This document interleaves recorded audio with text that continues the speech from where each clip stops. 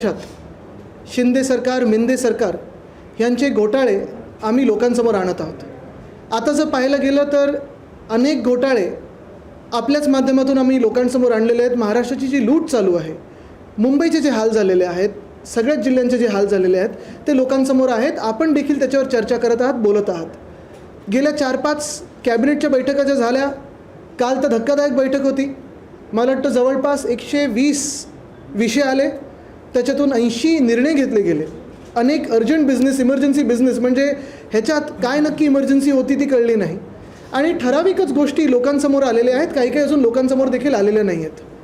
मुद्दा हा आहे की हे सगळं जे काल केलेलं आहे, लोकांना फसवण्यासाठी, लोकांना स्वतःकडे काही वेगळ्या माध्यमातून अट्रॅक्ट करण्यासाठी, मग समाजांमध्ये वेगळा एक मेसेज पाठवण्यासाठी, हे 2 वर्ष का नाही केलं आपण, हा सवाल तर उपस्थित होतोच. पण कदाचित असं वाटायला लागलेलं आहे एकंदरच पूर्ण सगळ्या कॅबिनेट बैठकांचा पॅटर्न घेऊन की हे सगळे जे बाकीचे 80 निर्णय आहेत किंवा 79 निर्णय आहेत, ते एका निर्णयासाठी सगळे अवतीभोवती फिरवले जातात. अदानींना सगळं काही मुंबईत आणि महाराष्ट्रात देण्यासाठी जो काही पूर्ण प्रयत्न आहे, मला वाटतं आचारसंहिता देखील अदानी यांची भूक संपल्यानंतर किंवा तात्पुरतं संपल्यानंतर आचारसंहिता लागू होईल, तोपर्यंत कॅबिनेटच्या बैठका या सुरू राहतील. काल ह्याच कॅबिनेट बैठकीतून उपमुख्यमंत्री महोदय अजित पवार साहेब बाहेर पडले होते, 10-15 मिनटात बाहेर पडले. ही देखील चर्चा खूप असताना मला वाटतं एक विषय महत्त्वाचा आपल्यासमोर आणायचा आहे, तो म्हणजे अशाच एका बैठकीत असेल, मग कॅबिनेट नसेल पण महत्त्वाच्या बैठकीत UD खातं, MMRD खातं, जे स्वतः घटनाबाह्य मुख्यमंत्र्यांकडे, त्यांच्या खात्यात मुंबई महानगरपालिका असेल, पुणे महानगरपालिका असेल, नाशिक असेल, नागपूर असेल, अनेक घोटाळे मी आपल्यासमोर आणलेले आहेत. आणि घोटाळेबाज मुख्यमंत्री, बिनकामाचे मुख्यमंत्री म्हणून, म्हणजे जनतेच्या बिनकामाचे आणि कॉन्ट्रॅक्टरचं पूर्णपणे कामाचे, हे समोर झालेलं आहे. एक विषय जो मी आपल्या समोर मांडलेला तो MMRDचा होता. गायमुख ते भायंदर रस्ता 14,000 कोटीचं आणि 16,000 कोटीचे असे 2 ते पॅकेजेस होते. 14 म्हणजे एकंदर 16,000 कोटीचे पॅकेज होते, 8 आणि असं हे करून. त्याच्यात आपण पाहिलं असेल टनेलचं होतं आणि एलिव्हेटेड रोड होतं. 16,000 कोटीचं पूर्ण जे पॅकेज होतं, दोन्ही पॅकेज एकत्र करून, त्याला मी विरोध केला होता. कारण ते सगळं टेंडर 20 दिवसात घाईघाईत एका कॉन्ट्रॅक्टरसाठी करत होते. आत्ता काल आपण पाहिलं कोर्टाने जेव्हा ही सुनावणी सुरू केली, आणि मी कोर्टाचे देखील आभार मानतो की महाराष्ट्रातली एक मोठी लूट त्यांनी थांबवलेली आहे. 16,000 कोटी जनतेचे वाचवलेले आहेत. काल निर्णय असा दिला आणि मला वाटतं MMRDने देखील सबमिट केलं की आता 20 दिवस नाही तर 60 दिवस त्या टेंडरला मिळणार आहेत. माझं म्हणणं हेच आहे की टेंडर कोणालाही मिळो, कुठच्याही कॉन्ट्रॅक्टरला मिळो, पण जे काही पद्धतशीर गोष्ट आत्तापर्यंत होत आलेली आहे, रितसर जे काही चालू राहिलेलं आहे, तसं ते व्हावं. कुठेही टेंडरमध्ये अनियमितता नसली पाहिजे आणि घोटाळा तर नकोच. पण गेल्या 2 वर्षात आपण पाहतोय अनियमितता तर आहेच, घोटाळे तर आहेच. आज देखील मी MMRDच्या आयुक्तांना सांगत आहे की त्या दिवशी मी जेव्हा आपल्याला सांगितलं होतं की आपल्याला चौकशी आम्ही करू, आपण काल कोर्टात 20 दिवसाचा 60 दिवस केलेला आहे.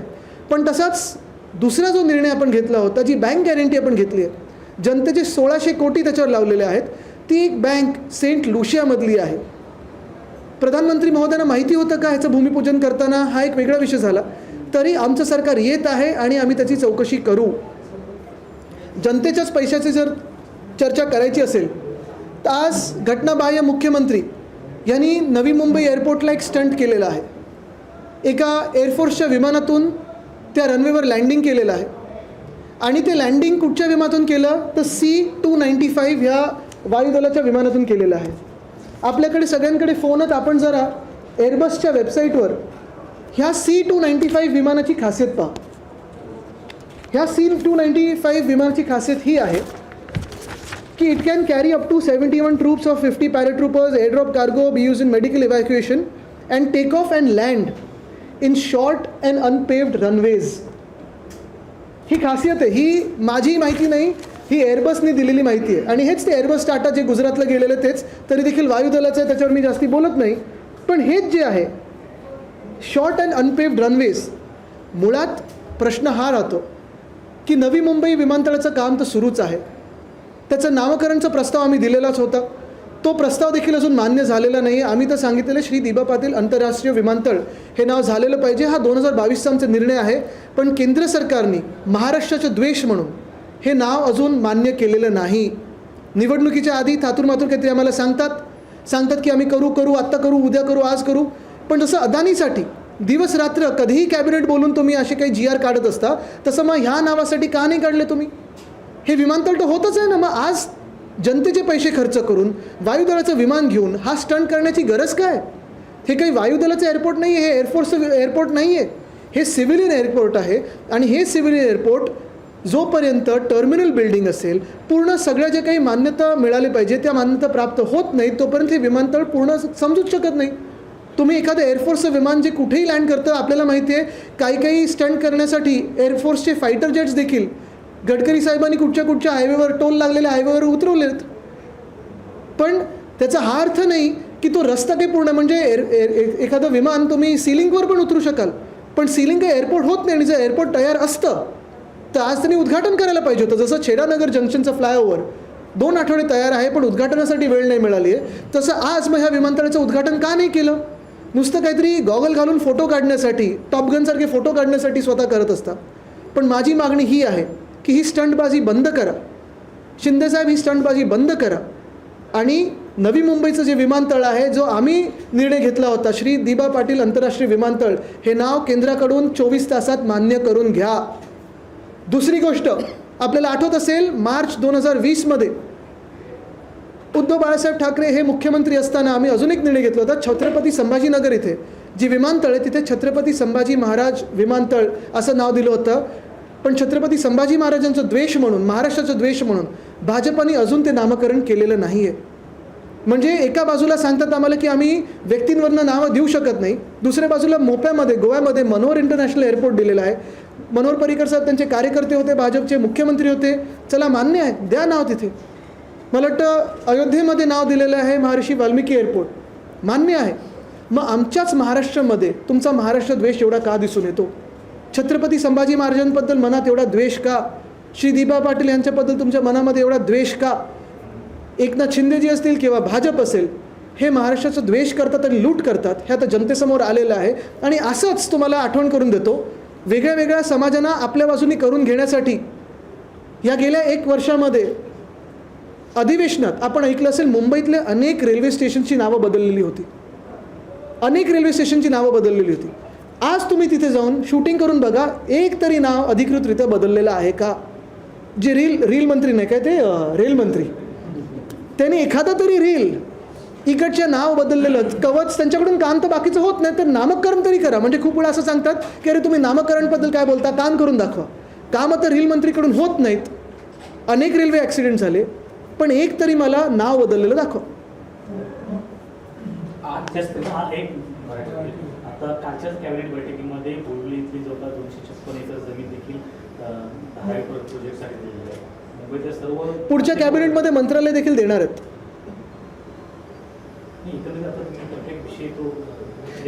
बघा, विषय अदानीचा जो आहे तो स्पष्ट आहे. आम्ही आधी खूप वेळा बोललेलो आहोत. आपल्याला आठवत असेल लोकसभेच्या आधी एका भाजपच्या आमदारांनी, एका गद्दार आमदारांनी सांगितलं होतं मुलुंडमध्ये आणि कुर्ल्यामध्ये जी जागा अदानीने दिली होती ती रद्द करून घेणार. रद्द केली नाही केली, खोटं बोलले ते. त्यांनी आता अजून जागा द्यायला सुरू केलेले आहेत. म्हणजे मुंबई तुम्ही साधारणपणे 1,500 एकर फुकटात एका वैयक्तिक माणसाला, प्रायव्हेट इंडिव्हिज्युअलला देता. हे कसं चालू शकतं? हे एअरपोर्ट पण त्यांचंच आहे. मग आज उद्घाटन का नाही केलं? एवढं जर स्टंटबाजी करायची होती उद्घाटन करायला पाहिजे होतं. आज एयरपोर्ट का जिस तरीके से उद्घाटन करने, एक फ्लाइट वहाँ लैंड कराएगी और फिर सरकार की तरफ से कहा गया कि अब बस कुछ ही समय बाकी है, इस पर आपको क्या आपत्ति है? मुझे लगता है कि पहली चीज़ यह है कि एयरफोर्स से हम सब ने, जो राजनीतिक दल है उन्होंने माफ़ी मांगनी चाहिए, क्योंकि उन्हें बहुत बार बीजेपी ने ऐसे स्टंटबाजी में खींचा है. फिर वो शायद गडकरी साहब के टोल के हाईवे हो या फिर आज जो C295 एयरक्राफ्ट हो जिसका लैंडिंग उन्होंने नवी मुंबई में किया. अगर इतना ही रेडी रनवे होता तो पूरे एयरपोर्ट का इनॉग्रेशन कर देते. ये कोई हमारे जो इलीगल CM है वो चांद पे या किसी दूसरे ग्रह पे नहीं गए कि दिखाने के लिए, स्टंटबाजी करने के लिए. यहाँ काम शुरू है. हमारी सरकार में भी काम शुरू था, अभी भी काम जारी है. शायद इस आने वाले साल के अंत तक वो पूरा एयरपोर्ट रेडी होगा. फिर जो भी सरकार में हो उसका उद्घाटन करें. लेकिन चुनाव के पहले कोई स्टंटबाजी करे, वायुसेना का एक विमान लेके वहाँ लैंडिंग करे. अच्छा, ये भी एयरक्राफ्ट कौन सा है? तो C295 जिसे कहा गया है, इसकी खासियत ये है कि ये शॉर्ट और अनपेव्ड रनवे पे भी टेक ऑफ और लैंडिंग कर सकता है. तो क्या ये रनवे अनपेव्ड है? किसी ने जाके देखा है? और अगर पूरा बना हुआ होगा एयरपोर्ट, टर्मिनल हो, सब हो, तो फिर उद्घाटन ही कर दे। दूसरी चीज़ यही रहती है कि हमने 2022 साल में इस एयरपोर्ट का नामकरण किया था श्री दीबा पाटिल अंतर्राष्ट्रीय विमानतल। क्यों भाजपा की सरकार ने इसे मान्यता नहीं दी है? हमने छत्रपति संभाजी नगर में जो एयरपोर्ट है उसका नाम छत्रपति संभाजी महाराज एयरपोर्ट करके दिया था, 2020 में दिया था, तो भी केंद्र सरकार ने अभी तक मान्यता नहीं दी है। इतना गुस्सा क्यों है महाराष्ट्र के बारे में इनके मन में? इतना द्वेष क्यों है महाराष्ट्र के बारे में? लूटते तो महाराष्ट्र को ही है, तो कुछ एक दो बात तो सुने महाराष्ट्र की। कैबिनेट डिसीजंस का आप जिक्र कर रहे थे, उसमें एक डिसीजन ये भी किया गया, केंद्र सरकार को प्रपोजल भेजा जाएगा जो नॉन क्रीमी लेयर में 8 लाख का कैप है उसे 15 लाख तक किया जाए। और उसी से रिलेटेड दूसरा है, नेशनल बैकवर्ड कमीशन ने भी कहा है महाराष्ट्र की 7 जातियां हैं उनको भी ओबीसी में शामिल किया जाए। क्या आप देखते हैं कि मुझे लगता है भाजपा और एकनाथ शिंदे जी का यही काम है कि हर जाति में, हर समाज में, हर धर्म में कुछ ना कुछ वाद विवाद हो और कुछ ना कुछ झगड़े हो। ये जो सारे प्रपोजल्स है, जो प्रस्ताव है, वो पहले क्यों नहीं हुए, चर्चा क्यों नहीं हुई? मैं किसी का विरोध या समर्थन नहीं कर रहा हूँ, लेकिन कल जो 80 प्रस्ताव लाए वो कल याद आए उनको? कल इमरजेंसी बिजनेस हुआ है इनका? 80 प्रस्ताव में से कितने प्रस्ताव अभी तो जनता में आए हैं, जनता को पता है? कल छुप के जो कैबिनेट की बैठक हुई बिना पारदर्शिता के, उसमें कितने सारे प्रस्ताव खुद के लिए थे, कॉन्ट्रैक्टर्स के लिए थे, और कितने सारे प्रस्ताव एक्चुअली किसी समाज के लिए हो या जाति के लिए हो या धर्म के लिए हो। अजीत पवार की जो नाराजगी कल के कैबिनेट की बताई जा रही है, आज प्रेस कॉन्फ्रेंस 1 घंटे बाद लेने वाले हैं, कैसे देखते हैं कि क्या आपस में तालमेल नहीं है? मुझे लगता है वो तीनों पक्ष एक दूसरे को ही देखने में व्यस्त है, जनता के बारे में कौन सोच रहा है? क्या ओबीसी को अपने पक्ष में लाने के लिए इस तरीके के फैसले किए? मुझे लगता है कल जो भी सारे निर्णय हुए हैं वो पिछले 2 साल में क्यों उस पर चर्चा नहीं हुई। और मैं जैसे कहूँगा कि इसका हर एक विषय का अभ्यास होना ज़रूरी है। मैं ना समर्थन करूँगा ना विरोध करूँगा, लेकिन विरोध इस बात का करूँगा बिल्कुल कि कल 120 विषय आए थे कैबिनेट में, उससे 80 निर्णय लिए गए, उसमें से कितने निर्णय आप हैं और मुझे पता है? नहीं आदित्य जी, आज चीज़ ऐसी है कि जो मदरसों का 3 गुना वेतन बढ़ा गया है, यूपी में यही वेतन जनवरी 2024 से रुका हुआ, तो क्यों लगता है आपको कि अलग ट्रीटमेंट? मुझे लगता है अगर आप देखें तो वेतन आज जो सरकारी कर्मचारी है उनके क्या वक्त पे जा रहे हैं। अगर आप देखें तो बीएमसी का भी वेतन रोका गया था, लेट गया था, पिछले महीने में मैंने खत लिखा है तो 1 तारीख को गया है। जितनी इनकी कमिटेड लायबिलिटी है, इनको तो वेतन शायद कॉन्ट्रैक्टर से आता होगा, ये मंत्री लोगों को। और इसलिए मैं कहना चाहता हूँ कि कल जो मैंने परसों 2-3 दिन पहले एक विषय लिया था, गायमुख भाईंदर रोड का 16,000 करोड़ का टेंडर था, 2 पैकेजेस में था, उसे 20 दिन में समाप्त कीजिए ऐसे कहा था। कोर्ट में किसी ने ये दाखिल की, और फिर अगर आपने देखा होगा तो कोर्ट ने भी निर्णय दिया है, MMRD ने सबमिट किया है कि 60 दिन देंगे। यानी जो मैं कह रहा था कि कुछ ना कुछ गड़बड़ है वो भी स्पष्ट हुई है। आज चुनाव के पहले जैसे हरियाणा में हुआ, तो महाराष्ट्र में बीजेपी सोशल इंजीनियरिंग इसको कह रही है कि छोटे छोटे जो वर्ग हैं उनके कमीशन बने। मुझे लगता है जिस महाराष्ट्र को भाजपा ने पिछले 5 सालों में लूटा है, अगर आपने देखा होगा, निचोड़ा है, पैसे निकाले हैं, अत्याचार किया है, अन्याय किया है, महाराष्ट्र का कोई भी व्यक्ति भाजपा को वोट नहीं देगा, ना शिंदे को देगा। आज दशहरा रैली इस तरफ से कुछ ही नहीं आ रहा है। एक सवाल आज दशहरा रैली को लेकर के शिंदे ने एक टीजर लॉन्च किया है ऑफिशियल, उसमें कहा है कि आपकी तरफ इशारा करते हुए कि उन्होंने भगवा रंग को किसी हाथ में बेचा और एकनाथ शिंदे ने आके धनुष बाण चला के भगवा रंग नहीं, ये सारी उनकी जो बातें हैं, उनके घर में संस्कार जो हुए उन पे वो बताते हैं। किसी को गद्दारी करके पीठ में खोपच देना, ये सारी उन पे जो संस्कार हुए उनके घर में वो दिख रहा है। और यही बात मैं कहना चाहता हूँ, वो तो 3rd रेट कॉपी जैसे ही बर्ताव है, ओरिजिनल वो ओरिजिनल होता है। दूसरी चीज़ है, इतनी अगर हिम्मत हो तो वंदनीय हिंदू सम्राट बाला साहब ठाकरे का फोटो इस्तेमाल ना करे, शिवसेना नाम ना इस्तेमाल करे, धनुष्यबाण ना इस्तेमाल करे, खुद का चेहरा लीजिए और जाइए जनता में। मागील आठवड्यामध्ये काही तालुक्यांमध्ये युवासेनेच्या पदाधिकाऱ्यांची नियुक्ती करण्यात हां, ते 1-2 कुठेतरी तालुक्यांमध्ये काय होतं की स्थानिक लेवलवर पत्र दिलं जातं, ते चुकीचं आहे। ते आमच्याकडे सेनावनला आल्यानंतर आमची कोर कमिटी असेल, युवासेना सचिव असतील, आम्ही सगळे बसून निर्णय घेतो। तर हे पत्र कोणी दिले? नाही, काही ठिकाणी काय होतं, बिलकुल कारवाई नाही होणार, काही उत्साहामध्ये देऊन टाकतात, पण ती पद्धत चुकीची नसायला पाहिजे, म्हणून आम्ही ते ट्विट केले। टीजर लॉन्च केलेला आहे शिंदे यांनी, आणि त्या टीजरमधून व्यंगचित्राच्या माध्यमातून जे आहे ते तुमच्यावर निशाणा साधण्याचा प्रयत्न केला की भगवा रंग ते पण कॉपी हातासोबत बांधला गेला, आणि म्हणून शिंदे मला वाटतं त्यांचे घरातले संस्कार आहेत। एकतर कोणाच्या तरी पाठीत खंजीर खूपसून, ज्यांनी सगळं काही तुम्हाला दिलं, निघून जाणं, मग ज्या प्रकारचे स्वतः म्हणजे कसं असतं की मार्केटमध्ये एक ओरिजिनल असतं आणि 3rd ग्रेड कॉपी असते। मला वाटतं त्याच्यावर बोलणं गरजेचं नाही. हिंमत असेल त्यांनी तर ह्या निवडणुकीत वंदनीय हिंदू सम्राट बाळासाहेब ठाकरेंचा चेहरा न वापरता, शिवसेना हे नाव न वापरता आणि धनुष्यबाण न वापरता जावं, स्वतःचा चेहरा वापरावा. पण महत्त्वाची गोष्ट अशीच आहे, पुन्हा एकदा मी सांगेन की आज जी त्यांनी स्टंटबाजी केलेली आहे, जे विमान त्यांनी उतरवले होते नवी मुंबईमध्ये, ते तुमचे आणि आमचे पैसे आणि वायुदळाचा वेळ हा त्यांनी घालवलेला आहे, हे त्यांनी लक्षात ठेवावं. आदित्य जी कांग्रेस के नेता फिर से कह रहे हैं कि राहुल और कांग्रेस सही है कि बिना चेहरे के चुनाव में जाएगा. हरियाणा में हमने देख लिया कि उनके यहाँ 2 चेहरे की इस वजह से वो हार गए. महाविकास आघाड़ी में क्या फैसला हुआ है? क्या चेहरे के साथ जाएंगे या बिना चेहरे के? मुझे लगता है ये सारे निर्णय वरिष्ठ लोग लेते हैं. मेरा जो आज का मुद्दा है वो यही है कि महाराष्ट्र का सबसे भ्रष्ट चेहरा कौन है? तो इलिगल सीएम एकनाथ शिंदे. धन्यवाद. काल पाऊस पडला आणि अवघ्या काही तासाच्या पावसातच पुन्हा एकदा हे वॉर्ड ऑफिसर बद्दल मी रोज बोलतो. उनके चश्मे पे भी कमेंट